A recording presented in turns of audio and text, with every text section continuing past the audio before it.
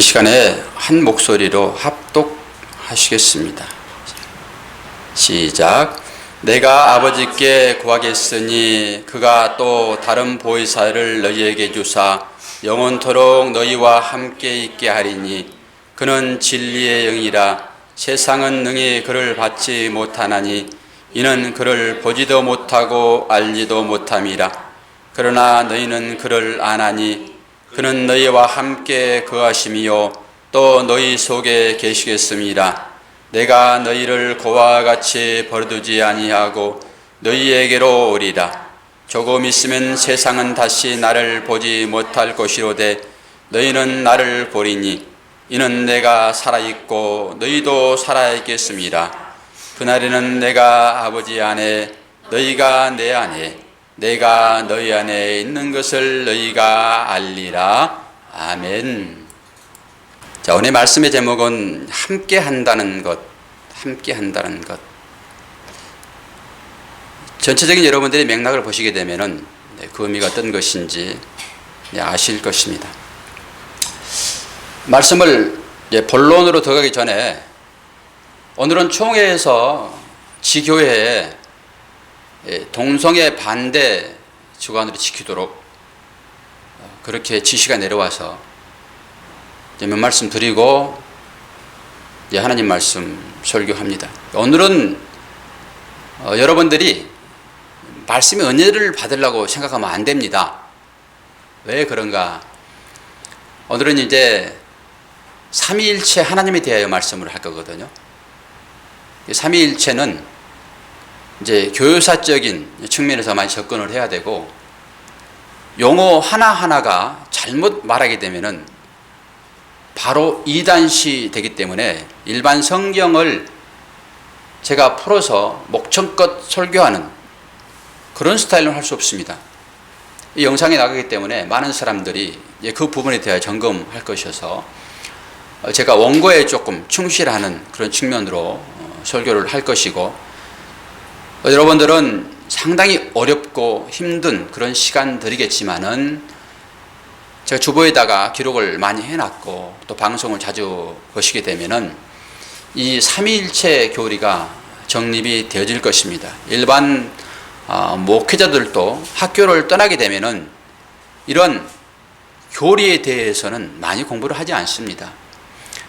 그럼에도 불구하고 교리가 중요한 것은 이 교리가 우리의 믿음의 터전이 되기 때문에 그렇습니다. 이 교리를 제대로 알지 못하게 되면은 이단에 빠질 가능성이 많이 있거든요. 다른 것이 이단이 아니라 이 신론, 즉 하나님에 대하여 어떻게 정의하는가에 따라서 이게 이단이 되고 안 되고 그러는 거거든요. 어떤 신학자들은 평생 이 신론에 매달리게 되고요. 이 신론 중에서도 성부론이 있고 성자론이 있고 또 뭐가 있을까요? 성령론이 있겠지요.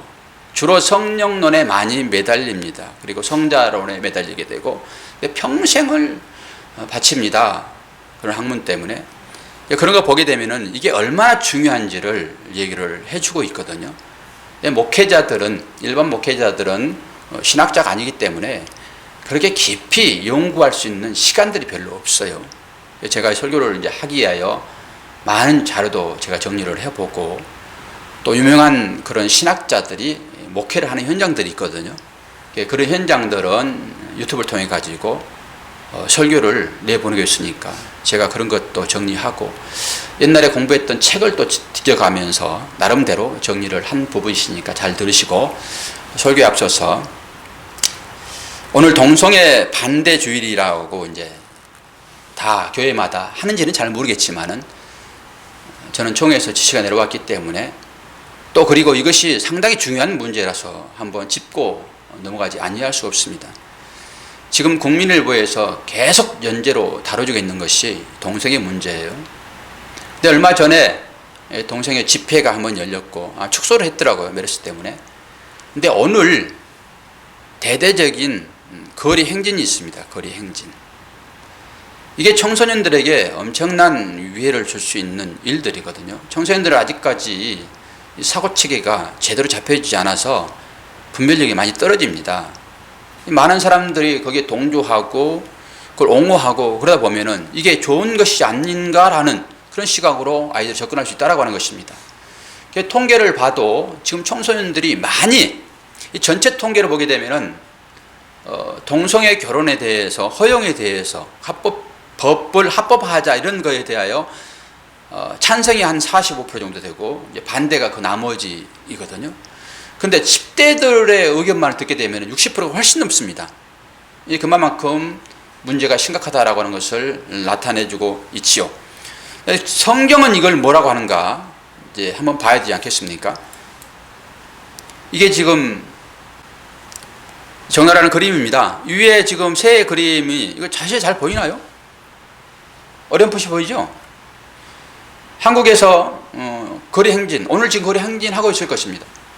이 밑에 이 여인들은 동성애인데 여자들이에요. 레즈비언이라고 하죠. 이렇습니다. 이러고 좀 돌아다니거든요. 이거 뭐 벌거벗었다고 봐야 되는 것이지 이걸 가렸다고 볼 수 있겠습니까? 그리고 옆에 사람들 한번 보세요. 세 번째 이쪽에 이 그림. 환호하잖아요. 여인들이. 여인들이 더 좋아합니다. 지금. 이게 성경은 이걸 뭐라고 얘기하는지 보자고요. 제가 말씀을 많이 있지만은 4구절 정도로 제가 정리를 해봤습니다. 레위기 20장에 보니까 누구든지 여인과 동침하듯 남자와 동침하면 둘 다 가증한 일을 행함인즉 반드시 죽일지니 자기의 피가 자기에게로 돌아가리라. 레위기 18장 22절 너는 여자와 동침함같이 남자와 동침하지 말라. 이는 가증한 일이니라. 너는 짐승과 교합하여 자기를 더럽히지 말며 여자는 짐승 앞에 서서 그것과 교접하지 말라. 이는 문란한 일이니라. 또 열왕기 상 14절 24절과 14장 15장 12절 말씀 그 땅에 또 남색하는 자가 있었고 여호와께서 이스라엘 자손 앞에서 쫓아내신 국민의 모든 가증한 일을 무리가 본받아 행하였더라. 남색하는 자를 그 땅에서 쫓아내고 그의 조상들이 지은 모든 우상을 없애고 신약을 넘어오게 되면은 디모데전서 1장 음행하는 자와 남색하는 자와 인신 매매하는 자와 거짓말하는 자와 거짓 맹세하는 자와 기타 바른 교훈을 거스르는 자를 위함이니 이 일이 이 시대에만 있었던 일은 분명 아닌 것이지요. 언제 있었지요? 창세기에 보게 되면은 하나님께서 소돔과 고모라 성을 멸하실 때 그 롯의 집에 천사를 보내거든요. 이제 그때 당시에도 이런 일이 있었다라고 하는 것입니다. 그런데 왜 지금에 와서 이 일들이 문제가 되느냐? 문제가 되는 것은 이게 합법화가 되기 때문에 문제가 되는 거예요. 얼마 전에 오바마가 대중연설을 했더라고요. 근데 그게 이 동성연애자들, 그러니까 소수의 그 성수요자들이거든요, 소수의. 근데 그들을 보호한다는 그런 것이 사람들에게 상당히 좋게 여겨지는 것 같아요. 서울시청 앞 광장에서 그 일을 하지 못하도록 한 90% 시민들이 지금 반대를 하고 있는데 사실 성소수자들이 얼마나 되겠습니까? 10%나 되겠습니까? 근데 그들이 집회하는 거를 지금 수수방관하고 있는 거거든요. 90%의 사람들이 반대함에도 불구하고 10%를 지금 옹호하고 있다고 하는 것이죠. 물론 그 사람들의 인권 중요하죠. 너무나도 중요합니다. 그러나 그것으로 오는 피해는 더 큰 것입니다. 제가 강대상에서 그 피해에 대하여 그들의 그 적나라한 그 행위들을 다 말할 수 없지만은 은밀하게 진행되어지는 것이기 때문에 상당히 큰 파장을 올 수 있는 그런 일들이 지금 자행되고 있거든요. 그리고 에이즈라고 하는 그 병이라고 하는 것은 대부분 다 동성애자들의 그 성행위를 통해 가지고 전파되고 있거든요. 그런 측면에 보더라도 이건 절대적으로 조장을 해서는 안 되는 것이고, 이제 이런 측면에서 접근을 합니다. 선천적인 것이라서 그것을 어떻게 인간의 마음으로 함부로 정죄할 수 있느냐, 하나님께서 주신 성품 아니겠느냐, 이렇게 얘기를 합니다. 그러나 그 의사들이나 심리학자들, 전문가들의 얘기 듣게 되면은 절대 선천적이 아니다라고 얘기를 합니다. 그리고 다 치료될 수 있고 회복될 수 있는 그런 것이지, 어떻게 보면은 이것은 자기의 욕망을 찾아가는 사람들의 어떤 행태인 것이지, 선천적으로 나는 이렇게 만들어져 있기 때문에 내가 이것을 행한다, 이것은 말이 안 된다라고 하는 것이죠. 이런 경각심을 우리가 좀 가져야 할 필요가 있습니다. 아마 오늘 또 종교계에서 모일 거라고 생각을 하는 거거든요. 그러니까 우리가 성경에 이제 비춰봤을 때, 우리가 촛불 시위를 하냐 마냐에 대해서 지난번에 제가 설명을 한번 해드렸죠. 그 일을 행함으로 인해 가지고 그들이 받을 그것이 결코 인간들의 참된 삶을 보장할 수 없기 때문에, 그걸 아는 우리들은 그들의 마음을 알고 거기에 행동하는 것은 맞지만은, 나의 어떤 권익을 위해서 촛불을 드는 행위는 그건 하나님께서 좋아하시는 일들은 아니다라고 말씀을 드렸습니다. 그러면 이런 일들에 대해서는 우리가 어떻게 할 것인가 라고 하는 것이죠. 분명하게 성경에서도 이런 일들은 잘못된 것이고, 또 이 사람들이 지금은 젊기 때문에 별로 후회 없이 살아가고 있지만은 나이 들면은 대부분 다 후회를 한다고 합니다. 잘못된 것이다라고 하는 것이죠. 그러면은 우리가 이런 부분에 있어서 충분히 촛불을 들 이유가 있다라고 하는 것이죠. 여러분 관심 가져주시고요. 지금 상당히 많은 네티즌들이 여기에 대하여 알가알부합니다. 아무리 좋은 것이라도 반대하는 사람이 있고, 또 나쁜 것이라도 옹호한 사람이 분명히 있게 되는 거거든요. 어떤 장로님은 아주 리얼하게 죽일 놈이라고 이렇게 호통을 치는 거 하면은, 또 어떤 목사님은 이래야 말세가 오는 것이니까 그러한 각도로 우리가 기도하는 측면에서 불쌍히 이거 봅시다, 조금 글을 좀 두고 봅시다 이랬더니, 그 장로님은 당신이 하나님 나라에 갈 자격이 있습니까? 이런 식으로 막 또 싸우는 거예요. 그럴 필요는 우리가 없을 것 같고요. 이런 일이 사회적으로 대두가 되게 되면은 우리가 분명하게 관심을 가져야 할 필요는 있습니다. 관심을 갖고 두 가지 측면으로 늘 볼 수 있어야 되는 것이죠. 한편으로는 그들을 불쌍히 여기는 국민의 마음과, 또 이 죄악을 우리가 어떻게 할 것인가 라고 하는 측면에서 접근하게 되면은 당장의 답은 나오지 아니할지라도 이런 일들을 통해서 조금씩은 바꿔 나가게 되지 않을까라고 하는 생각들이죠. 여러분 관심 가지시고 늘 기도해 주시기를 바랍니다. 먼저 생각할 때 그들을 긍휼한 마음으로 바라볼 수 있는, 이게 우선이에요. 무조건 정죄실 가지고 그들을 매도하거나 그래서는 안 되는 것입니다. 그런 측면에서 여러분 관심을 가져주시기를 바랍니다. 자, 오늘 참 힘들고 어려운 그런 주제이기는 하지만은, 우리가 이 삼위일체론에 대하여 조금이라도 접근을 해서 이해의 폭을 넓혀놓지 않게 되면은 이 성경에서 말하는 이 말씀들을 우리가 잘 이해할 수 없습니다. 마지막 우리는 어떻게 약속이 되어졌지요? 그 성부, 성자, 성령 삼위일체 안에 우리가 약속으로 연합되는 것으로 우리가 그렇게 배우고 알고 있잖아요. 이 하나님의 나라가 뭐예요? 여러분, 하나님 나라를 우리가 그 나라를 위하여, 그 초소를 위하여 예수님께서 내가 다시 갔다 오겠다라고 했을 때 그 초소가 어떤 것이었습니까? 하나님 나라인 것이잖아요. 근데 그 하나님 나라를 우리는 어디에서 발견했습니까? 내 안에서 발견했죠. 내 안에서. 그러면 이것이 무슨 말인지 분명하게 또 알아야 되는 거거든요. 자, 그랬을 때 우리는 이 말씀으로 출발을 해야 돼요. 자, 이 말씀을 좀 하기 전에 제가 이게 이제 글을 쓴 이게 로마서를 제가 신학부터 공부를 하면서 책을 자료를 제가 좀 뒤져 봤거든요. 인터넷 들어가 가지고 그 목사 교수님이 강의하는 그 성부, 성자, 성령론에 대하여, 특히 성령론에 대해 강의하는 내용을 들으면서 우리가 어떤 시각을 가지고 공부하는가 너무나도 이게 중요하거든요. 제가 배울 때는 이 칼빈 사상의 교수한테 배우기도 하고, 또 칼 바르트, 오늘 좀 신학적인 그런 사람들이 이름들이 많이 나오고 여러분들이 생소했던 그런 내용들이 좀 나올 것인데, 인내를 가지고 잘 들으시기를 바랍니다. 그러면서 칼 바르트에 대해서 저희가 이제 배우면서, 또 칼 바르트를 옹호하는 그런 교수님한테 제가 한 학기를 이제 배우고, 뭐 다 잊었죠.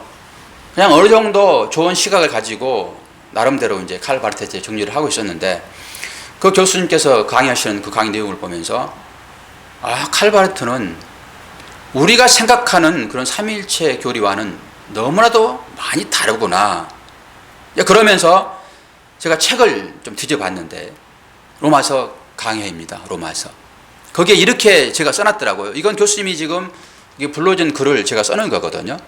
어떻게 써놨나요?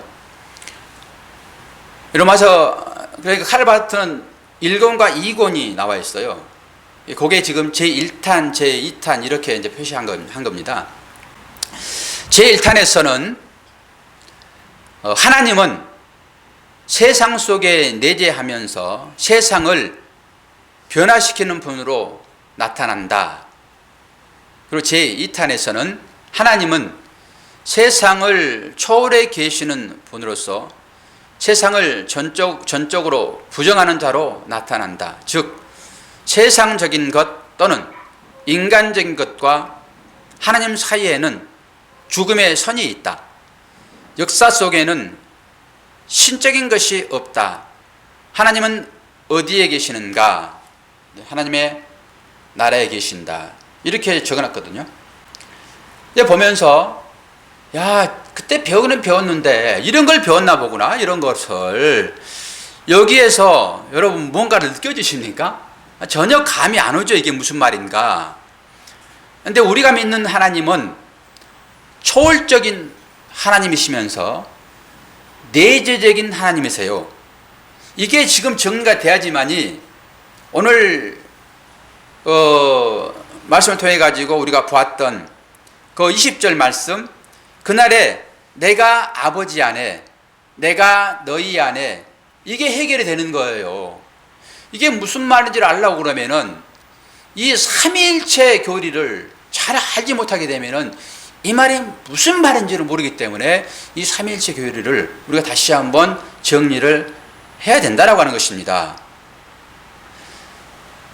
1탄에서는 세상을 변화시키는 분으로 나타나고 있지만은 제2탄에서는 초월자 하나님만 얘기해요. 내재하시는 하나님에 대해서는 얘기를 않고 있더라고 하는 것입니다. 이래서 잘못되었구나라고 하는 것이죠. 오늘 우리가 말씀 봤을 때 14절 20절의 말씀에 그날에 내가 아버지 안에, 그건 아버지와 주님과 하나 되는 거잖아요. 그리고 내가 너희 안에, 이것은 우리와 주님과 하나 되는 거예요. 이게 어떻게 이해가 되어지냐고요, 이해가. 그래서 이런 부분들을 과학적으로 설명하고 해석하여 이해가 되겠습니까? 그래서 하나님의 말씀은, 용어를 제가 조금 어려운 용어를 쓰더라도 이해를 하시고 들으셔야 됩니다. 그렇게 하지 않으면은 정리가 안 되기 때문에 그래요. 이 하나님을 봤을 때 또한 성부, 성자, 성령이라고 하는 이 삼위일체 이 애매한 교리를 우리가 유물론적인 것으로 접근해서는 이건 해결할 방법이 없습니다. 어떻게? 하나님이 주님 안에, 주님이 또 하나님 안에, 그리고 어떻게 우리가 하나님 안에, 이것은 유물론적으로 접근하면 절대 안 되고 심리적으로 접근해야 돼요. 이 말은 무슨 말인지 아시겠죠? 보여지는 것, 우리가 사고하는 것, 과학이라고 하는 건 뭡니까? 증명되지 않는 것에 대해서는 부정하잖아요. 과학이라고 하는 것은. 이게 유물론적입니다. 그러나 우리가 하나님을 믿는다라고 하는 것은 보이지 않는 거잖아요. 이게 심리적인 것입니다. 그래서 그런 관점으로 접근하여 이 문제를 풀지 않게 되면은 풀어지지가 않아요. 그래서 과학자들이 신앙을 절대적으로 갖지 못한다라고 하는 것이죠. 주님이 초소를 준비하러 간다 이랬을 때 우리는 그 초소가 바로 하나님 나라라고 이해를 했고, 그 하나님의 나라는 우리 안에 있는 것이며 결국 십자가를 지는 것은 뭐예요? 우리와 연합을 이루기 위하여 주님이 십자가를 지신 그 장면이었다라고 하는 것이죠. 로마서 8장 9절, 제가 자막을 안 띄웠으니까 한번 찾아보시기를 바랍니다. 로마서 8장 9절, 여기에 어떤 말씀이 기록되어 있는지 사도 바울이 하는 얘기인데, 로마서 8장 9절 제가 읽어드립니다. 만일 너희 속에 하나님의 영이 거하시면 너희가 육신에 있지 아니하고 영에 있나니, 누구든지 그리스도의 영이 없으면 그리스도의 사람이 아니라. 뭔가 좀 이상한 부분이 발견되지 않습니까? 사도 바울은 지금 어떻게 얘기하고 있어요? 하나님의 영 그렇게 얘기했다가 그리스도의 영 이렇게 얘기합니다. 그러니까 하나님과 그리스도를 지금 하나로 보고 있는 것입니다. 딱 구분해 두지 않아요. 그러니까 삼이라고 하는 것은 하나이면서 셋이다라고 하는 거예요. 이게 이해가 되어질까요, 이게? 그런데 이걸 이해를 하고 넘어가야 됩니다. 그래야 성경 전체를 우리가 알 수 있어요. 그런 시각에서 여러분들이 보시기를 바랍니다. 성경에는 절대적으로 삼위일체라는 말이 나오지 않지요.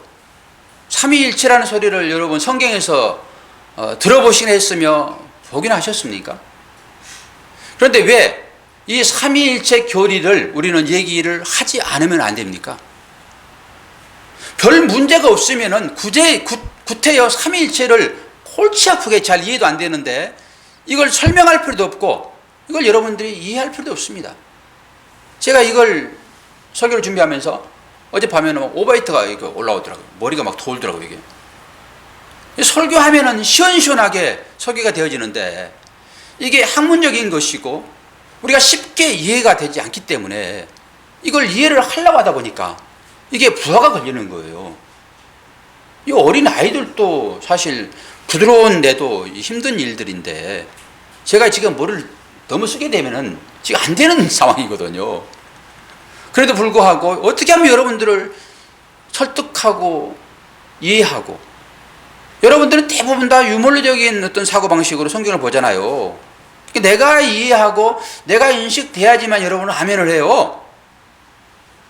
안 그래요? 여러분들이 이해하지 못하고 여러분들이 설득되지 않고 거기에 아멘 하지 않는다니까요. 하나님 말씀임에도 불구하고 그렇단 말입니다. 이게 유물적인 사고예요, 그게. 제가 이게 설교를 듣다 보니까 제가 이게 알 발음이 안 되더라고요. 알 발음이. 여러분 들으시면서 그런 생각 안 해보셨어요?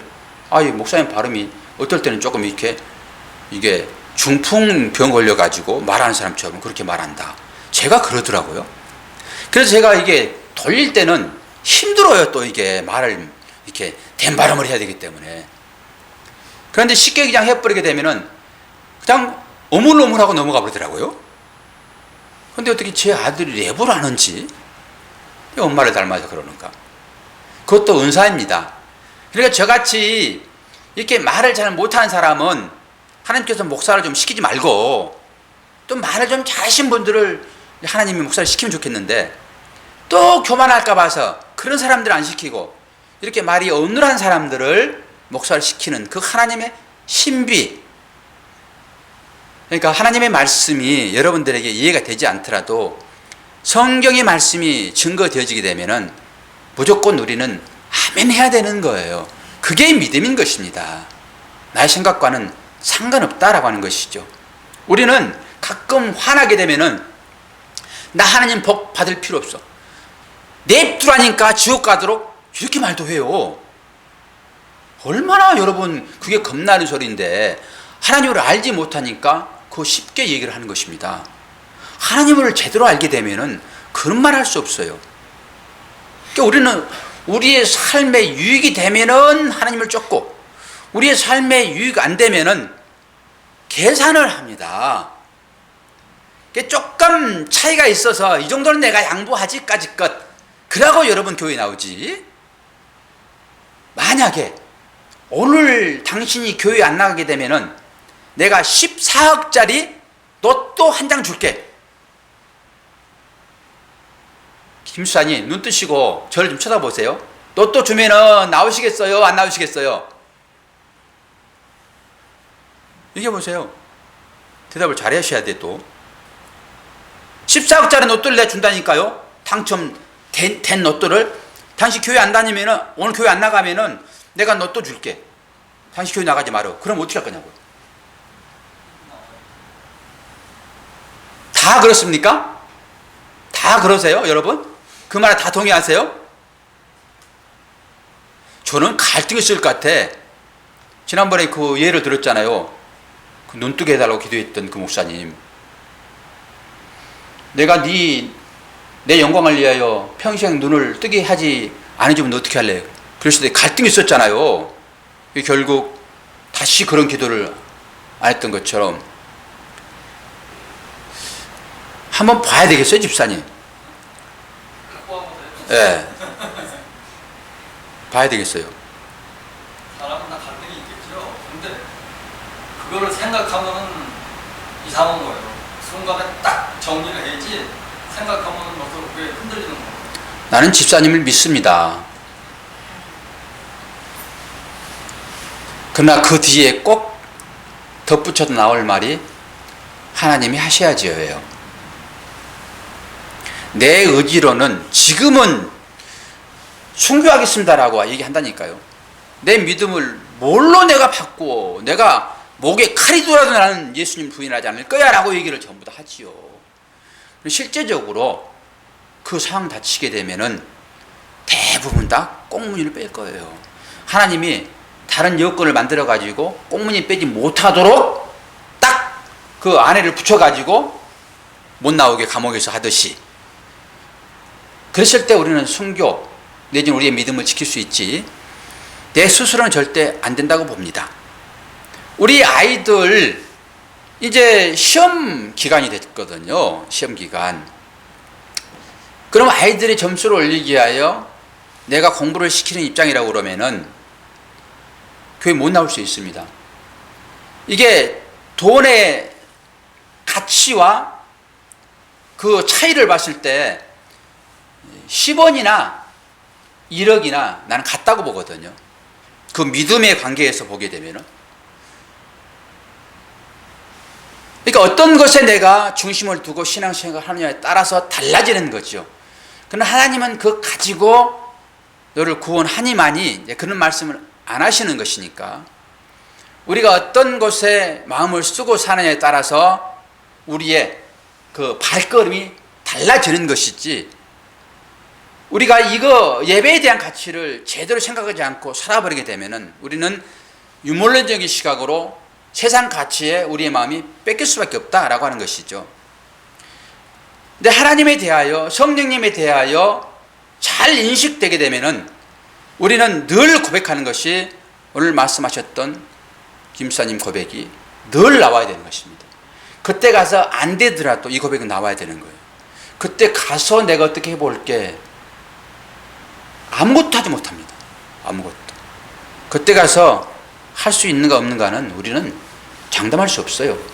그런데 왜 우리가 이 믿음의 선진들이, 그 신학자들, 교부들이 이거를 삼위일체로 정리하지 않으면 안 되는가라고 하는 것은 그 당시에 이단이 있었기 때문에 그래요. 초대교회에 어떤 기반을 흔들 만한 그런 이단들이 나왔습니다. 이 이단들은 무슨 도깨비 가면 쓰고 나온 사람들은 아닙니다. 그들이 엄청나게 하나님을 잘 믿는 그런 사람들입니다. 경건의 삶은 철저하게 살았던 사람들이고요. 그런데 성경을 해석하는 각도가 다르다라고 하는 거예요. 다르다라고. 그때 당시 이단은 성령을 가지고는 많이 얘기를 하지 않았어요. 예수님이 누구인가예요. 예수님이 진짜 신인가 안 그러면은 사람인가, 이걸 가지고 얘기를 많이 했거든요. 그게 바로 아리우스라는 교부가 하나의 사상을 들고 나왔는데 많은 사람들이 거기에 추종을 했어요. 이제 그러다 보니까 이 정통 교회들이 이게 흔들리게 되는 거거든요. 이제 그러면서 그 가운데서 이것이 이단이라고 하는 그런 증명을 이제 해내야 되잖아요. 증명을. 그런데 또 그 증명을 하는 아주 명석한 사람들이 있었어요. 그런데 그 사람들이 그걸 이단으로 정죄하기 위하여 얼마나 많은 시간과 또한 이런 하나님의 말씀을 교리로 풀어내 가지고 그걸 반박했겠습니까? 서로 이게 큰 싸움이 일어나는 거거든요. 이제 그 당시에 제가 조금 원고를 좀 읽어드리게 되면은, 알렉산드리아 지역의 그리스도의 공동체의 금욕적, 도덕적 지도자가 바로 이게 아리우스예요. 아리우스. 이 아리우스는 신플라톤주의를 집대성하여 가르침으로써 많은 추종자를 얻었습니다. 이게 사람이 이 추종자를 얻게 되면은 이 힘이 생기는 거거든요. 이제 그런데 이 신플라톤주의의 신성의 절대적 단일성만을 강조를 한 거죠. 그러니까 하나님만이 최고다라고 하는 거죠. 하나님만이 최고다. 이걸 강조를 했어요. 이제 이것을 강조하는데 이것이 잘못이다라고 325년 5월에 니케아 공의회가 열렸습니다. 이런 말씀들은 여러분들이 처음 듣는 그런 소리일 수도 있어요. 니케아 공의회. 여기에서 그리스도가 하나님과 똑같은 신성을 지녔다라고 회의를 했거든요. 그러면서 이 회의를 통해 가지고 서명을 받기 시작했는데 이 아리우스가 서명을 안 했습니다. 우리가 회의를 하더라도 여러분들이 서명을 하잖아요. 그러면은 그 서명했다라고 하는 것은 그 회의의 내용에 내가 동조했다라고 하는 거거든요.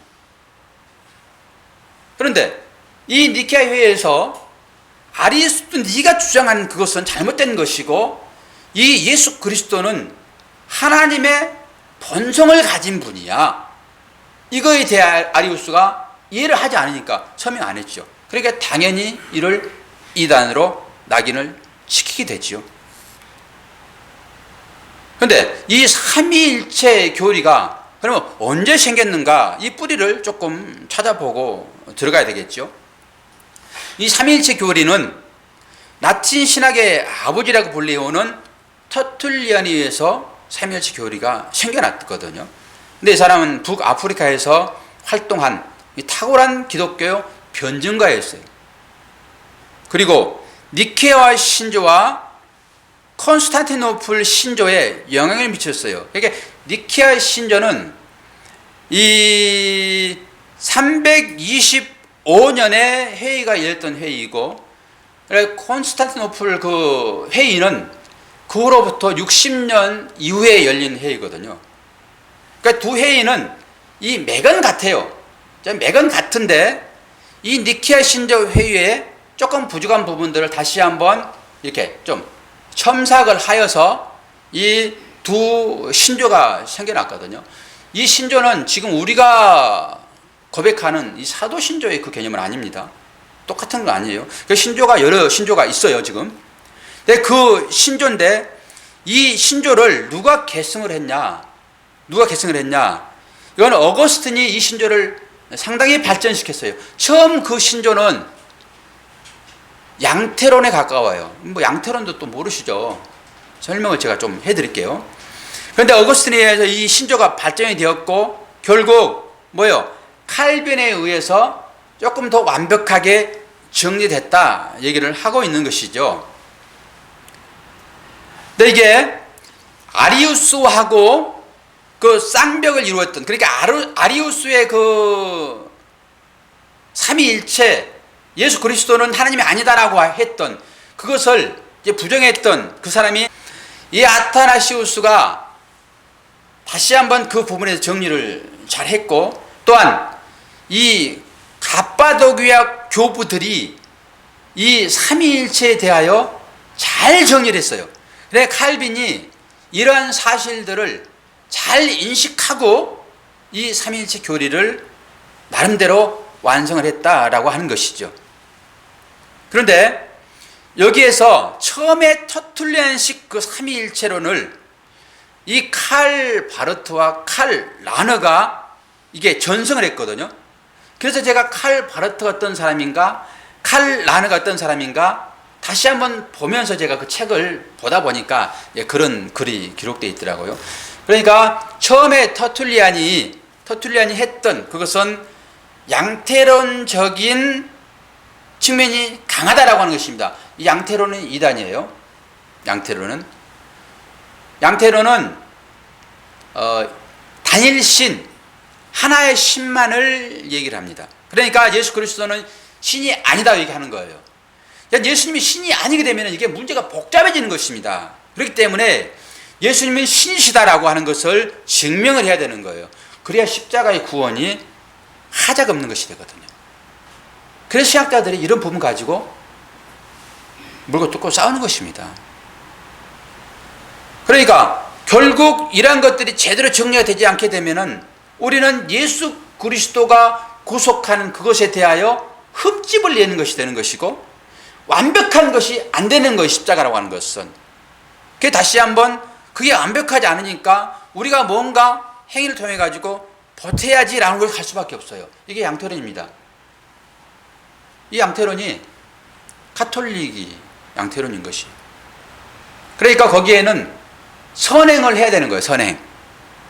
그리고 사제들의 그 잉여 공로, 즉 사제들이 베풀어 놓은 그 공로, 그 남아있는 그 공로를 통해 가지고 저 연옥에 가 있는 사람들이 이렇게 살아나는 거거든요. 그러니까 여기에서 동전을 딸랑하고 던지게 되면은 저 지옥가에 있는 우리의 그 부모들이, 조상들이 이제 그 살아나온다, 이런 것이에요. 그러니까 전혀 우리하고 맞지 않지요. 그러니까 그게 정죄를 할 수밖에 없어요. 여러분, 신앙은요 이 용어 하나에 따라서 달라져 버립니다. 그게 예수를 부인하고 많은 것이 가버리는 거예요. 그렇기 때문에 이 용어가 중요해요. 우리 한국교회 그 목사님들의 설교를 듣게 되면 이 양태론적인 설교를 많이 합니다. 그게 많이 굳어져 있거든요, 이런 부분들이. 그리고 하다 보게 되면은 저도 그런 설교를 또 많이 해요. 그러나 제 중심은 삼위일체 교리의 바탕에서 하는 것이기 때문에 그냥 몇 번 이렇게 용어가 좀 잘못 나왔다 하더라도 제가 그 신앙의 토대 위에서 어떤 목회를 하는 것이 아니기 때문에 그런 부분들은 문제가 되지 않는 것이죠. 그러나 이것을 제대로 정리하지 않고 설교를 하게 되면은 양태론적인 가버리는 것이에요. 이다희로 낚여찍혔던 그 아리우스 파로 그냥 가서 예수 그리스도의 그 하나님 됨에 대한 흠집을 내는 것으로 되기 때문에 이게 너무나도 중요한 일이다라고 하는 것이죠. 그런데 여기에서 우리가 바르트라고 하는 사람은 우리가 많이 얘기를 들어봤지만은 이 칼 라너의 사람은 얘기를 많이 못 들어봤을 것입니다. 그래서 제가 좀 찾아봤죠. 정확하게 하기 위하여. 그때 이 사람이 이 사제예요. 사제. 이 사람이 저명한 책이 하나 있는데 익명의 그리스도입니다. 익명의 그리스도인. 그런데 그 내용을 보게 되면은 이런 거예요. 왜 가톨릭의 사고가 그렇게 흘러갈 수밖에 없는가라고 하는 것을 제가 이번에 또 한 번 확인을 했거든요. 이 익명의 그리스도인, 이건 무슨 말이냐? 그리스도인, 즉 예수를 누군지 알지 못하면서 그리스도인적인 삶을 살아가는 사람들이거든요. 그러니까 이 말에 어폐가 사실 있는 거예요. 어떻게 그리스도를 알지 못하면서 그리스도인의 삶을 살 수 있어요? 그건 말이 안 되는 거거든요. 그리스도를 제대로 아는 사람은 당연히 그리스도적인 삶을 살지요. 근데 그리스도를 알지 못하는 사람들이 그리스도적인 삶을 살게 되면은 그들이 그 선한 행동을 통해 가지고 구원에 이를 수 있다라고 하는 사고입니다. 그래서 지난번에 교황이 그런 얘기를 하는 것이에요. 그리고 많은 사제들이 그런 얘기를 하는 것입니다. 예수를 믿지 않아도 선행을 통해 가지고 구원에 이를 수 있다라고 하는 것이죠. 그래서 각 12종파의 종단들을 다 모아놓고 그들에게 그런 얘기를 했지 않습니까? 근데 그런 영향들이 바로 이런 사람들 때문에 영향이 계속 흘러내려오고 있는 것입니다. 그래서 우리가 어떤 신학을 바탕으로 신앙생활을 하고 있는가 너무너무 중요해요. 그래서 이런 교리가 우리한테 인식이 되어지지 않고 그냥 막연하게 신앙생활을 하게 되면은 전부 이단한테 끌려가는 거예요. 그러면서 다시 한번 제가 생각해 보는 것이 우리가 하나님을 아는 이 지식이라고 하는 것은 너무나도 중요한데 이 지식도 내가 얻을 수 있는 건 아닙니다. 하나님께서 우리에게 지혜를 주셔야지만이 이 지식을 얻을 수 있는 거예요. 이게 구원하고 연결되어 있지요. 그러면서 성삼위 하나님에 대하여 우리가 잘 알지 못하면서 우리가 믿는 하나님이 어떤 분인가, 이 아리우스라고 하는 그런 교부들도 이 하나님에 대하여 예수 그리스도에 대하여 잘못 알고 있는데 우리는 그러면은 얼마나 그 하나님에 대하여 잘 알고 있는가라고 하는 것이에요. 그들도 이단을 낙지시키잖아요 지금. 그럼 여러분들은 어떻습니까? 여러분들이 지금 하나님을 믿고 있는 그 하나님은 진짜 성경에서 말하는 삼위일체 하나님이세요? 혹시 여러분들이 만들어 놓은 하나님은 아니세요? 제가 신학교 다니면서 칼바르트를 전공하신 분인데, 아니 칼바르트가 아니라 칼빈 전공하신 분인데, 그분은 완전히 이제 아주 보수적인 진영에 처해 있죠. 저도 이제 그 맥을 지금 잡고 가는 사람이고요. 그분이 그런 소리를 했습니다. 그때 그 들었던 소리들은 충격적이면서 또 이게 헷갈리는 그런 많은 소리들이 있어요. 어떤 것이었냐? 하나님은 초월자시다. 즉, 이 우주에 내재하고 계신 분이 아니다라고 일단은 설명을 그렇게 하더라고요. 그래서 그 하나님은 초월하신 분이시구나. 그러고 충분히 그 이해를 했죠. 그런데 그 우주 밖에 계신 하나님, 그렇게 배웠어요. 지금 우리가 생각할 때는 그 하나님이 초월과 함께 내재하고 계신 분으로 저희들은 또 알고 있잖아요. 그러니까 초월과 내재가 늘 같이 있는 거예요. 이걸 여러분들이 이해를 하셔야 돼요. 그런데 그 초월에 계신 그 하나님이 우리 인간들의 인식에 의하여 딱 잡혀서 이게 하나님이다 라고 하게 되면은 그건 하나님 아니다라고 하는 것입니다. 이게 또 한편의 그 학문인데 신존재 증명이거든요. 신의 존재를 증명하자라고 하는 것입니다. 그런데 인간의 두뇌라고 하는 것은 한계가 있는 거잖아요. 그런데 이 신이라고 하시는 이 초월자, 즉 우주 밖에 계시는 그 하나님이 우리의 그 사고에 잡혀 들어올까요? 잡힌과 동시에 그는 하나님이 아니다라고 하는 것입니다. 이것 또한 맞지요. 그러나 그 하나님이 우리 가운데 내주했다라고 하는 것이 오늘 요한복음 14장 20절입니다. 이걸 인식을 하셔야 돼요. 그런데 그 하나님, 내재하신 하나님과 초월자 하나님을 여러분들이 제대로 알지 못하면서 내가 믿는 그 하나님이 성경에서 말하는 야훼 하나님인지 여러분 어떻게 하시냐고요.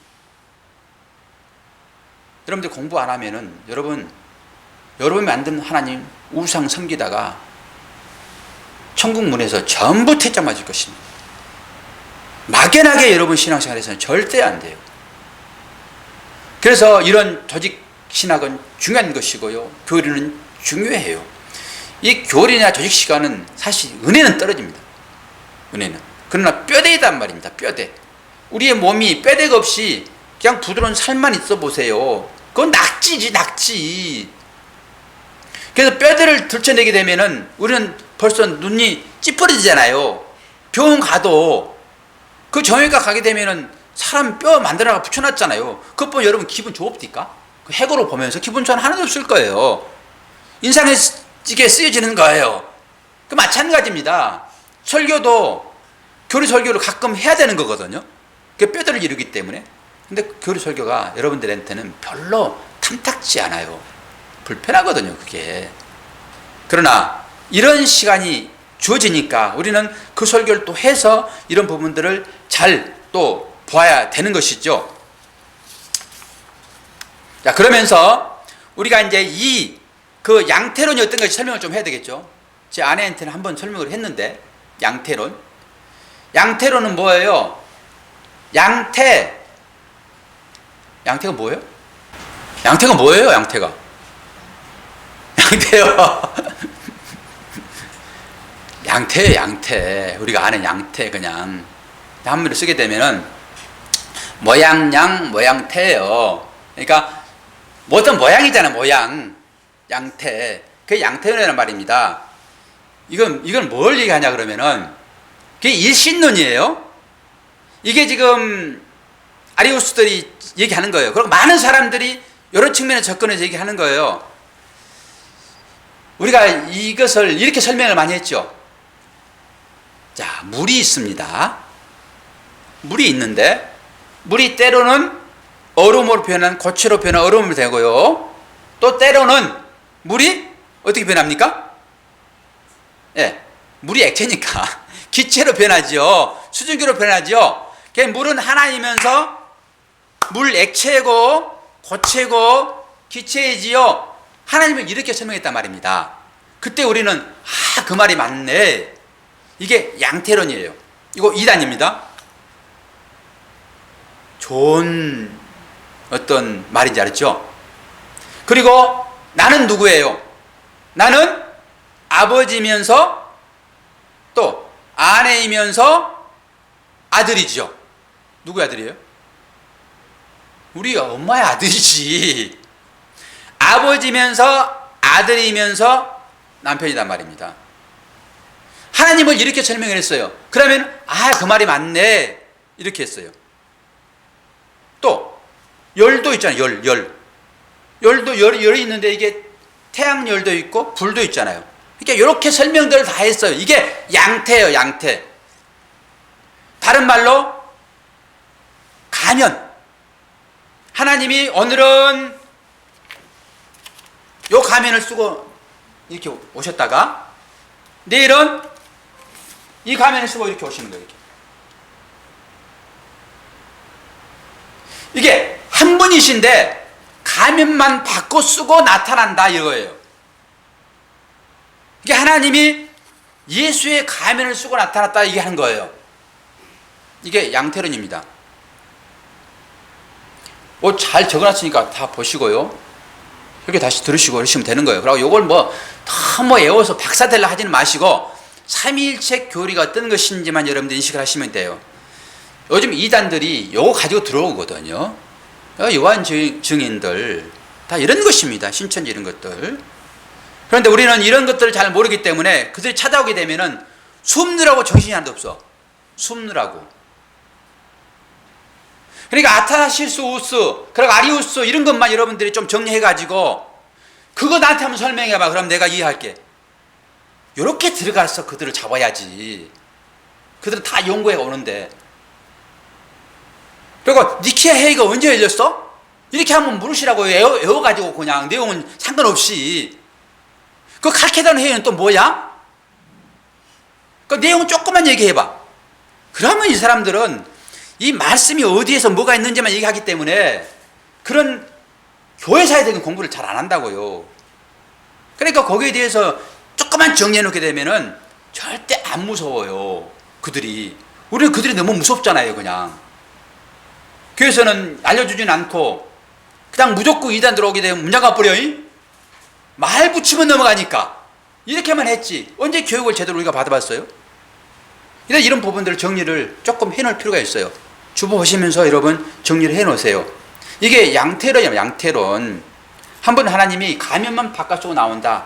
즉 이 연출가에 의해서 배우가 오늘은 이 역하고 내일은 저 역하고 이런 것이에요.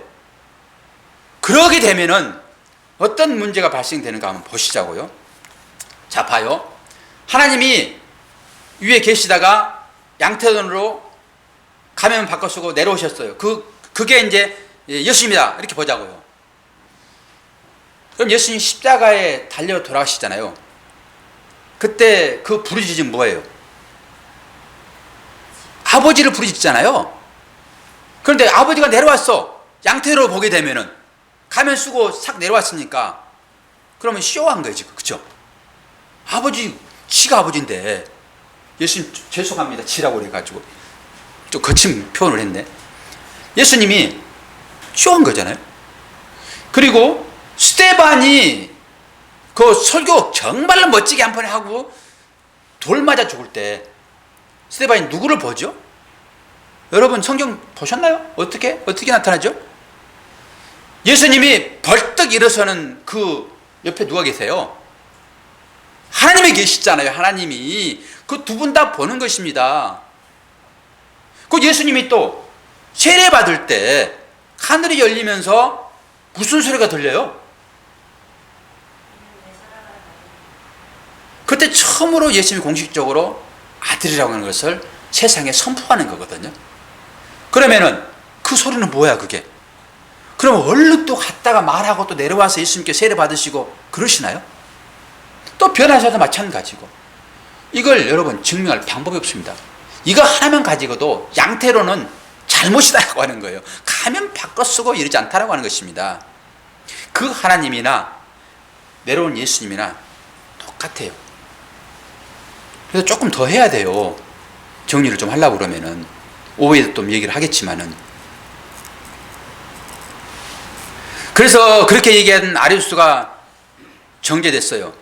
아리우스는 어떻게 얘기를 했냐라고 하게 되면은 우리가 요한복음 1장 그 3절에 말씀이 육신이 되어 있다는 가운데 거하시며 모든 피조물이 그로 말미암았다라고 기록되어 있죠. 그러면은 이 양태론이 주장하는 사람들은 그 부분을 해석을 못해요. 또 그래서 이렇게 해석을 했어.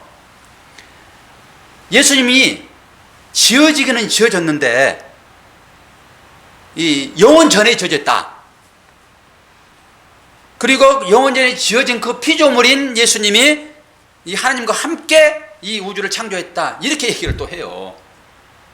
그 말씀이 있잖아요. 말씀이. 말씀을 가지고 해석을 해야 되는 거거든요. 그런데 말씀을 가지고 해석하지 않게 되면은 그냥 일반적인 논리로 가게 되면 그렇게 가는데 말씀이 있잖아요. 그러니까 말씀하고 부딪히는 것입니다. 이것은 잘못이다라고 하는 것이 딱 증명이 되어지지 않습니까? 그래서 그들이 그렇게 얘기를 했던 것이에요. 영원 전에 창조된 피조물이다. 그래서 우리가 정상적인 삼위일체론을 말할 때는 우리는 어떻게 말해야 됩니까? 새, 신 이렇게 하면 안 돼요. 새신. 신이 새신에 이렇게 하면 안 됩니다. 그러면 또 삼신론에 빠져들게 되어 있어요. 오후에 이제 삼신론을 할 건데. 그래서 어렵습니다. 그래서 하나님 호칭할 때는 어떻게 호칭해야 됩니까? 우리는 삼위일체라고 얘기를 하면서 하나님은 한 분인데 뭐가 셋이라고 얘기하죠? 삼위라는 삼위. 그래서 삼위일체, 삼위가 하나다 이런 거예요. 이게 무슨 말이냐? 이런 거예요. 우리는 한 분 하나님을 믿습니다 이거예요. 그러니까 우리는 한 분 예수님을 믿습니다. 우리는 한 분 성령님을 믿습니다. 이런 거예요. 이게 따로따로의 완벽한 하나님이에요. 따로따로의 완벽한 하나님. 그런데 그 하나님이 한 분이다. 그러니까 이제 이게 어렵지요. 한마디로 정리만 해버립시다. 이제 이걸 우리는 이 신조가 지금 니키아 신조가 있고 또 알렉산드리 신조가 또 있어요. 사도 신조 말고 우리는 사도 신조를 얘기하고 있는데 이 알렉산드리아 신조가 사도 신조하고 우리가 사도 신조하고 아주 비슷해요. 제가 이제 읽어드리려고 다 뽑아왔는데 읽어드릴 수는 없고 이것만 정리해 드릴게요. 이 도식, 그 알렉산드리아 신조의 도식은 하나의 본질과 세 실체예요. 하나의 본질과 세 실체. 다른 말로 동일한 본질을 가지신 세 본체. 본체를 히포스타시스라고 얘기를 해요. 히포스타시스. 그런데 이게 어디에 나오냐 그러면은 히브리서 1장 3절에 이 본체가 나와요. 이 형상이 나와요. 제가 읽어드립니다. 이는 하나님의 영광의 광채시요 그 본체의 형상이시라. 여기에 이제 본체가 나와. 본체. 이게 그런 얘기거든요. 어떻게 하면 쉽게 얘기를 하고 마무리를 할까요? 이제 서로 침투해 계시는 거예요. 서로. 이제 구분할 수 없는. 그러니까 완전히 음식을 먹었는데 이 음식이 이게 살이 되어버리는 거예요. 이게 분리가 안 되는 거예요. 그러니까 성부 하나님과 성자 하나님과 성령 하나님이 이렇게 합쳐져 있다라고 하는 거거든요. 이제 그럼에도 불구하고 이 세 분은 독자적이에요. 독자적이에요. 근데 이단들이 말하는 삼신이나 일신들은 이 독자적인 삼신에 대하여 얘기하면서 독자의 영역이 있어가지고 이 영역을 침범할 수가 없어요. 하나님의 영역, 예수님의 영역, 성령님의 영역 자체를 침범할 수가 없어요. 침범하면 안 되는 거예요.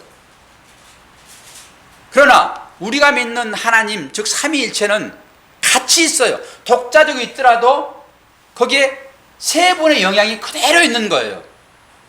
이게 다른 말로 침투에 계시는, 즉 다른 말로 내재에 계시는 하나님이다 얘기하는 거예요. 그러니까 서로의 뜻을 거스릴 수 없어요. 서로의 뜻을. 그러니까 내가 생각하는, 성령이 생각하시는 이 일들은 성부가 거스릴 수 없고 성자가 거스릴 수 없어요. 그냥 그대로 같이 행해지는 거예요. 그러나 간섭하지 않아요. 그러나 간섭하지 않아요. 이제 이런 것이 이제 그 서로 침투해 있는 거다. 또 다른 말로 상호 통제. 상호 통제. 이런 거예요. 잘 이해가 안 되죠. 이해가 되면 여러분들이 신학을 3년씩 이상 하셔야 되는 거예요. 그러나 처음 듣는 소리를 들이라도 여러분들이 이걸 인식을 하셔야 한단 말입니다. 그래야지만 이단을 빠지지 않아요. 일신론, 삼신론 빠지지 않아요. 삼일체 하나님 우리가 믿을 수 있다니까요. 이런 걸로 얘기하면은 이제 쉬워요. 이게 이제 알렉산드리아에서 얘기하는 하나의 본질과 셋실체를 이렇게 설명을 했어요. 윤은 수레바퀴 윤이에요. 우리가 강강술래할 때 이거 하는 거예요. 강강술래할 때 이렇게 하고 그냥 따라가기도 하지만은 또 어떻게 해요? 손을 모으잖아요. 그러면 돌잖아요. 이렇게. 이게 윤무거든요. 윤무. 그런데 우리가 여기서 지금 윤무를 치고 있어요. 그러면 전부 다 각자 개인이에요. 박 목사 여기 있고, 김 목사님 거기 계시고, 우리 선생님 거기 계시고, 그러면서 이렇게 도는 거예요. 이렇게 손잡고. 돌다가 에이 나 안 할래 힘들어 떨어져 나가면은 아무것도 안 돼버리는 거예요. 이게 하나님, 성삼위 하나님이 그렇게 돌고 있다는 거예요. 그러나 세 분이에요. 한 분이 떨어져 나가게 되면은 춤을 출 수가 없어요. 이게 일이 안 되는 거예요. 그러나 개인이란 말이에요. 하나의 역량이 거기 있는 거예요. 그러다가 조금 우리 속도를 좀 높여보자 기분 좋으니까 하라고 슉 돌면 어떻게 되는 거예요? 이게 하나로 보이죠. 하나로 세게 확 돌려보세요. 하나로 보입니다. 이런 의미예요. 이것보다 더 쉽게 설명할 방법이 없어요. 삼위일체를. 박사님 이해가 되면 다 이해가 되는 거예요. 지금 이제 이게 삼위일체가 이렇게 되는 거예요. 이렇게. 그래서 여러분들이 인식을 하실 때 삼위일체를 이 정도 정리해 놓으시고, 일신론, 이건 양태론입니다. 예수 그리스도는 피조물이라고 얘기하는 거예요. 하나님 아니다. 그러면 하나님이 주신 이 십자가는 흠이 생기는 거예요. 완벽하지 않는 거예요. 거기에 0.0001%도 완벽하지 않으면 우리 구원은 물 건너가 버리는 것입니다. 그럼 내 힘이 거기에 보태줘야 돼요. 이래서 삼위일체가 정확하게 정리가 되지 않으면 완벽한 하나님이 우리의 구원을 완벽하게 이루시는 거예요. 안 그러면은 중간에 가다가 그 0.00 마이크로 그것 때문에 우리가 중도에 탄력될 수 있어요. 구원 자체가.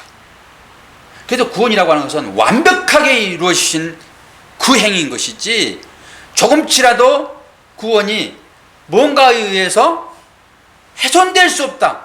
이게 삼위일체론입니다. 그래서 이게 일신론 주장하는 사람들 전부 이해를 정대해버렸고요. 삼신론 또 오후에는 이제 비교 종교론을 할 거예요.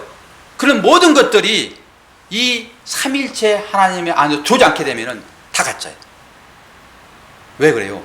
구원이 있기 때문에 그래요. 그리고 우리가 그 삼일체 안에 들어가야 되기 때문에 그래요.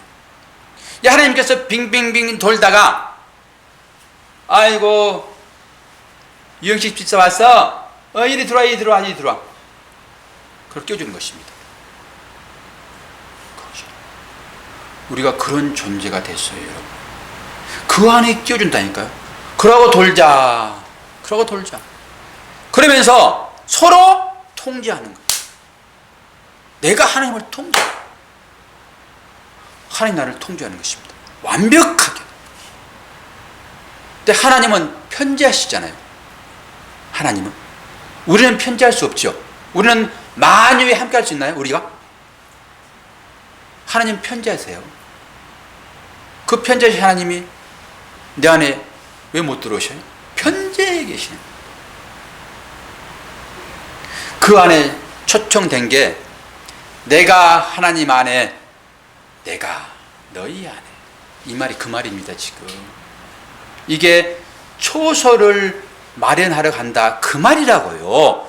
무슨 구중궁궐 열심히 이곳에서 일하고 헌신 봉사했으니까 나는 45평짜리는 주겠지, 그런 의미로 받아들이는 이 무지몽미한 백성들이 이걸 삼일체를 알지 못하게 되면 그렇게 가는 것입니다. 우리가 어떤 존재인가라고 하는 것을 이 삼일체 통해서 여러분 아셔야 되는 거예요. 그 춤을 추는 그 상태에서 나를 끼워줬다니까요. 현재 나하고 하나님은 둥실둥실 춤을 추고 돌고 계세요. 지금 그걸 다른 말로 뭐예요? 내 안에 내주신 예수님, 내 안에 와 계시는 성령님, 그분은 완전하다니까요. 완벽하다니까요. 간섭도 안 받으시는 거예요. 그래도 불구하고 다 동조해 계시는 거기에. 그때 가가지고 조금 이해되죠? 삼일체를 여러분들이 이해하지 못하게 되면은 여러분들이 만들어 놓은 그 신, 가짜, 이름은 하나님 고상하죠. 거기 빠져들어가 가지고 그 하나님의 윤무에 동참되지 않아요. 잘 아시겠죠? 다 그렇다니까 다. 그런데 우리가 거기에 동참되어 있는 사람들이 이 땅 가운데 뭘 가지고 그럴 수 있다라고 하지만은 이 인식이 있는 성도를 하게 되면은 그러다가도 내가 그런 사람이지라고 돌아와야지. 그래서 이걸 회개라 얘기하냐면 회개. 왜 안 싸울 수 있어요? 싸우지. 성질 나면은 멱삽을 잡지. 그런데 그것이 내 삶의 전부인 걸로 생각했던 그 사람들은 그것으로 가는 거예요. 뺏어가지고 그냥 나의 유익을 챙기는 것으로 가는 거예요. 이게 기독교의 모든 종교가 다 그래요. 그러나 우리는 그러다가도 야, 내가 지금 하나님과 춤추고 있는 사람인데 이것 가지고 내가 너 가져라 하고 주는 것입니다. 그래, 내가 포기할게. 이거 해야지. 그걸 목숨 걸고 그냥 그거 해요. 그거 이걸 안 우리가. 그래서 여러분들 이 진리를 알지 못하게 되면은 평생 세상 것 추구하다가 어떻게 되겠습니까? 어떻게 되겠습니까? 삼일체 교리 잘 정리해 놓으세요. 최소한 이 정도는 여러분들이 암기를 해 놓으셔서 어떤 경우에라도 내가 구원이 그런 것이로구나. 단순히 그냥 상상만 가지고 있는 그 하나님의 나라. 이야, 게임이 안 되네. 그러고 가셔야 돼요. 기도하겠습니다. 좋으신 아버지 하나님, 은혜를 감사합니다. 하나님께서 허락하신 시간들 가운데 우리가 진리를 인식하지 못하고 다른 것으로 허망한 삶을 살아버리면은 우리에게 준 이 시간들이 너무 아깝지 않겠습니까? 하나님, 지혜를 주시고 그래서 이 진리가 분별되게 하시고 세상 것에 마음 다 뺏기고 하나님이 사랑하라 그러는데 또 사랑하지 못하는 자로 주님 살지 않게 하시고 그 영원하신 하나님과 함께 춤을 추는 그 자리에 있음을 다시 한번 늘 마음에 새기며 늘 주 앞에 순종하는 자로 복종하는 자로 섬기는 자로 나를 비워서 상대를 채워주는 것으로의 삶을 지향하며 나갈 수 있도록 축복하여 주시옵소서. 예수 그리스도 이름으로 기도하옵나이다. 아멘.